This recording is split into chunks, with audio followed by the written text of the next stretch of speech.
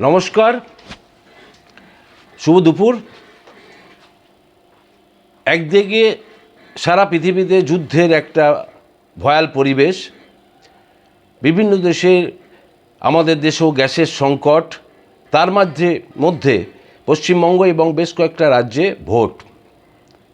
আজকের আমার ভিডিওটা বিশেষ করে তাদের জন্যে যে সমস্ত শিক্ষিত মানুষ, যেমন ডাক্তার, যেমন অধ্যাপক, অভিনেতা, অভিনেত্রী, হঠাৎ করে এই ভোটের সময় রাজনীতিতে আসা তাদের সম্বন্ধে তাদের ভিডিও অনেক দেখছি, সোশ্যাল মিডিয়ার দৌলতে অনেক দেখছি।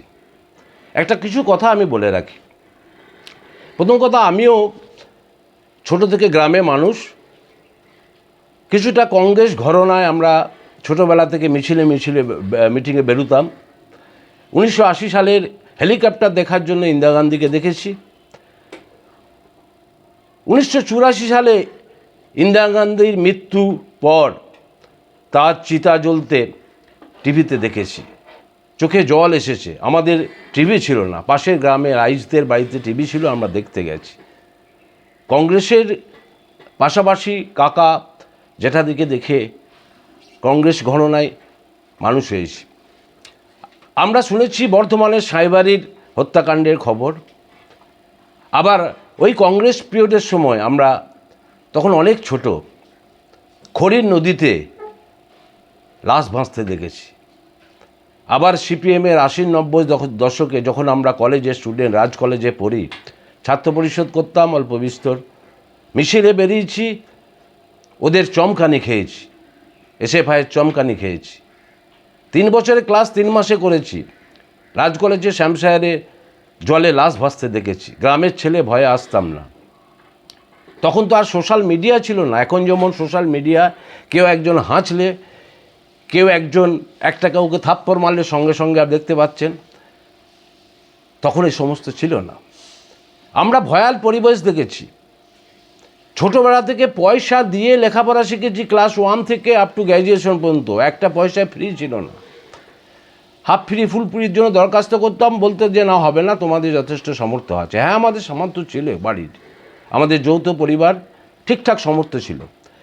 আমরা দেখেছি আমাদের সময় আমাদের বাড়িতে কাজ করে নিয়ে গিয়ে তারপরে তাদের ছেলে মেয়েকে খাইয়েছে। মধ্যবিত্ত, নিম্ন মধ্যবিত্ত, আমাদের জেনারেল কাস্টের সেই অবস্থা দেখেছি। একবেলা খেয়েছে, একবেলা খায়নি। অন্ততপক্ষে সেই অবস্থা এখন আর নেই। এখন পশ্চিমবাংলার এমন কোনো ঘর নেই যেখানে মানুষ না খেতে পেয়ে মারা যাবে না। এই যে বলেন না, এ ভাতা সে ভাতা, হ্যাঁ, কন্যাশ্রী, রূপশ্রী, তারপরে লক্ষ্মীশ্রী, তারপরে যুবসাথী, এই সমস্ত ভাতা দেওয়ার পিছনে কিছু কারণ নাই থাক, একটা কারণ আছে যে মানুষের হাতে, ছেলেদের হাতে কিছু পয়সা গেছে। তখনকার দিনে আমরা এমপ্লয়মেন্ট এক্সচেঞ্জে কার্ড করিয়েছি, একটা চাকরি পাইনি। আমার একটু বুদ্ধিমত্তা ছিল, আমি একটু বাইরে বেরিয়ে গেছি, মেসে থেকে পড়াশোনা করেছি, নিজের জায়গায় প্রচুর প্রাইভেট কোম্পানিতে চাকরি করেছি, তারপরে নিজের পেশায় যুক্ত আছি। কিন্তু একটা জিনিস ঠিক, 34 বছর বনাম 15 বছর যদি তুলনা করতে হয়, উন্নয়ন গ্রামে গিয়ে দেখতে হবে যে কত উন্নয়ন হয়েছে। আমি বলছি না, আমি কোনো পার্টিকে ফেভার করছি না, এই পার্টিতেও দুর্নীতিতে ভরে গেছে। কিন্তু আপনাদেরকে বলছি, আপনারা সব ভুলে গেছেন। আমরা বলা হয় ছোটোবেলায় কলেজেও পড়েননি, আপনারা স্কুলেও যাননি, আপনারা ওই সমস্ত দেখেননি, হঠাৎ করে জয়েন করেছেন। আর আমি এই জয়েন করার পিছনে আপনাদের একটা কারণ আমি পরিষ্কার বলে দিচ্ছি। অনেক পার্টিতে দেখবেন ডাক্তার আছে, অনেক পার্টিতে অ্যাডভোকেট আছে, অনেক পার্টিতে অধ্যাপক আছে। তারা কি করেছে জানেন তো? ছোটোবেলা থেকে ছাত্র পরিষদ বা এসএফআই করতে করতে করতে ওই জায়গায় পৌঁছেছে। আপনাদের মধ্যে লাফিয়ে নিজের স্বার্থসিদ্ধির জন্য, ধান্দাবাজির জন্য আসেনি। আপনারা যে কজন এসছেন সব কটা আমি বলতে পারি ম্যাক্সিমাম ধান্দাবাজ। তা কেন আপনারা এসেছেন সেটা আপনাদের ব্যাপার। কিন্তু বড় বড় কথা বলে সোশ্যাল মিডিয়া ইয়াং ছেলেদিকে যে একটা বিপদে চালনা করছেন, তারা তো জানে না, ইতিহাস জানে না। ইতিহাসটা তো আপনারা বলবেন। আপনারা সব ভুলে গেছেন। বলুন না, কংগ্রেসের অত্যাচারও বলুন, বামফ্রন্ট অত্যাচারও বলুন, তারপরে নিজে ঠিক করুন আপনি কী করবেন। আমি তো এখনই পারলে আমি তো রুলিং পার্টিতে বা যে রুলিং পার্টিতে জয়েন করতে পারি, যে কোনো ইয়েতে, কিছুই নয়। আমি জানি আমাকে হয়তো করবে, কিন্তু আমি কোনো দিনই যাবো না। আমাকে সেরকম বলাও হয়েছিল, না না, রাজনীতি আমি করবো না। এখনকার রাজনীতিটাই নোংরা হয়ে গিয়েছে। এখনকার রাজনীতিটায় নিজের পেশার মধ্যে থেকেছি। আর চাকরির ব্যাপার হচ্ছে যে আমিও তো আমার পেশা চালাই, এখানেও আমার কিছু চাকরি করে। কে বলেছে চাকরি মানে গভর্নমেন্ট চাকরি করতে হবে? সরকারি চাকরি ছাড়া কি চাকরি নয় বাকিগুলো? বেসরকারি কি চাকরি নয়? আমরা বেসরকারিতে চাকরি করছি। পশ্চিমবঙ্গের চাকরির সবথেকে বড় কঠিন অবস্থা হচ্ছে যে পশ্চিমবাংলার চাকরিতে বাঙালি রিজার্ভেশন নেই, যেটা প্রত্যেকটা স্টেটে আছে। হিমাচলে যান, ইউপিতে যান, এমপিতে যান, বিভিন্ন স্টেটে যান, সব জায়গায় রিজার্ভেশন আছে। এখনও যদি রিজার্ভেশন করতে যায় কী হবে বলেন তো? কারখানাগুলো বন্ধ হয়ে যাবে, তখন আপনারা লাফাবেন। দেখুন সরকার কারখানাটা বন্ধ করে দিল। কারখানা বন্ধ যা হবার 34 বছরে হয়ে গেছে। বড় বড় ওই সিঙ্গুর দিয়ে প্রলেপ লাগাতে এসেছিল একটা ন্যানো কারখানা, সেটা হয় না। কিন্তু বাইপাসের ধারে গাড়ি চালিয়ে তো গেছেন, দেখেছেন তো কত কারখানা হয়েছে। আপনি জানেন বেশিরভাগ কারখানাতে অবাঙালি। বড় বড় রাম, এ রাম সে রাম, দেখবেন বাইপাসের ধারে বড় বড় মিষ্টির দোকান, রেস্টুরেন্টস বড় লোকেরা যায়। কটা বাঙালি ছেলে কাজ করে? আমরা অডিট করতে গিয়ে আমরা জিজ্ঞাসা করেছি বাঙালি ছেলেরা কেন নেন না? ও এখানে বাঙালি ছেলে নেওয়া যাবে না, এরকম। কেন এখানেই ব্যবসা হচ্ছে, এখানে অবাঙালিরা রোজগার করছে, বাঙালিরা তখন বাধ্য হয়ে অন্য জায়গায়। কেন? একটাই কারণ, বাঙালির জন্য কোনো রিজার্ভেশন নেই। সেই ব্যাপারে চিৎকার করুন।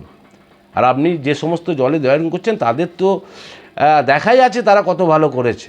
তারা মহাত্মা গান্ধী মানে না, তারা বিবেকানন্দ মানে না, নেতাজি সুভাষ বসু মানে না, তারা নোটবন্দি লাইনে খাড়া করে দেয়, এসআইআর খাড়া করে দেয়, সব ভুলে যাচ্ছেন। বাহ, নিরপেক্ষভাবে থাকুন, মানুষকে বিভ্রান্ত করবেন না। যে পেশায় আছেন সে পেশায় থাকুন। আমরা যে সমস্ত অভিনেতা ডাক্তার রাজনীতিতে জয়েন করেছে তাদেরকে আমরা প্রচুর ভালোবাসতাম, তাদের ড্যান্স নকল করতাম। এখন তাদের জনপ্রিয়তা তলানিতে চলে গিয়েছে। যারা ওর বিপরীত রাজনীতি করে তারা ওকে দেখে থুতু ফেলে। তাহলে আপনারা জনগণের ধিক্কার চান?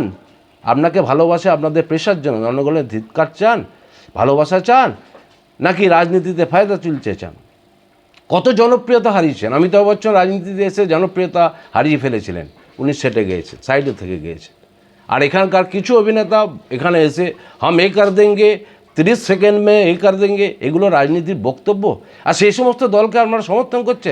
নিউট্রাল থাকুন না। আমিও পারি রাজনীতিতে জয়েন করছে, কিন্তু করি না, আমরা দেখি।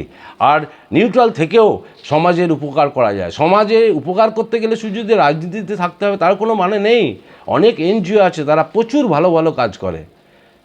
যারা আপনার মধ্যে যারা লোক আসছেন রাজনীতিতে নিজেদের স্বার্থসিদ্ধির জন্য আসছেন এবং অপরকে বিভ্রান্ত করছেন, এগুলো করাটা বন্ধ করুন। রাজনীতি ভালোবাসেন, মনের মধ্যে থাকুন। যে পক্ষকে ভালোবাসেন তাকে ভোট দিন, দরকার হলে ভোট দেবেন না। চেষ্টা করুন আপনি শুধু যে দলে আপনি জয়েন করছেন সেই দলের নেগেটিভ পয়েন্টগুলো তুলে ধরুন। সব সময় বলছেন কেন এই করবে সে করবে, আর অন্যান্য রাজ্যে যারা করেছে। আমি বলছি না এখানে এই দলটা বিরাট কিছু করছে, কিন্তু চাকরি করাটা সম্ভব না। অন্ততপক্ষে তো সেরকম তো হাহাকার কিছু দেখতে পাই না, বিরাট কিছু চাকরির জন্য হাহাকার। আর কেউ যদি বলে যে আমি সরকারি চাকরি ছাড়া অন্য করবে, কত মানুষ কত জুমাটু তো করে খাচ্ছে, জুমাটু কাজ করছে, এখানে কাজ করে কী আছে? কোনো কাজই তো ছোট নয়, নিজের মতো করে নিতে হবে। নিজেরা ভালো জায়গায় আছেন, অপরকে নিয়ে এড়াচ্ছে। মাঝে মাঝে গ্রাম ঘুরবেন, প্রত্যন্ত জায়গায় যাবেন, বিভিন্ন জায়গায় যাবেন, সেখানকার অবস্থা দেখবেন, গ্রামের রাস্তাঘাট দেখবেন, মানুষের সঙ্গে কথা বলবেন, তাদেরকে জিজ্ঞাসা করবেন বয়স্ক লোকদের যে আগে কেমন ছিল এখন কেমন আছে। বাস, পরিবর্তন করলেই করা যায়। কিন্তু এই ভোটের সময় লাফিয়ে এসে রাজনীতিতে এসে হঠাৎ করে করে দেয়, আবার কিছুদিন পরে লুকিয়ে যাবেন। আপনাদের কয়েকজন তো এসেছিল, তারা তো তা খুঁজে পাওয়া যায় না, তারা বুঝতে পেরে যে কী নোংরা জায়গা। আমি যেমন আছি, আমি যাকে ভালোবাসি তাকে ভোট দেবো, এই হচ্ছে ব্যাপার। কোনো তর্ক বিতর্কে যাব না। সব থেকে অসুবিধা কী হয় জানে? কারোর সঙ্গে তর্ক করতে গেলেই বলবে যে আরে ওই মানুষটা তো রাজনীতিতে এসছে, তার উনি কি আপনার থেকে খুব খারাপ জানেন? সেটা ব্যাপারটা নয়। যাকে ভালোবাসেন চুপ থাকুন, দেশের মঙ্গল কামনা করুন, প্রতিবাদ করুন। দরকার হলে চলুন না সবাই একসঙ্গে আমরা প্রধানমন্ত্রীর কাছে বা বলি যে এই জিনিসের কেন আজকে ক্রাইসিস। কাউকে বদলালে কেউ ঠিক করে দেবে না। অনেক দিনের পর একটা রাজনীতি দল বদলেছিল, বদলানো অবশ্যই দরকার, কিন্তু সেই জায়গায় বদলানোর পরে সেই মুখটা কোথায়? কাকে নিয়ে আসবেন আপনি? যেগুলো মুখ বলছেন তাদেরকে 10% মানুষ পছন্দ করে না। আপনি কি বলছেন? অতএব ভালো থাকুন। সোশ্যাল মিডিয়াতে বড় বড় বক্তৃতা দেওয়া বন্ধ করুন। নমস্কার।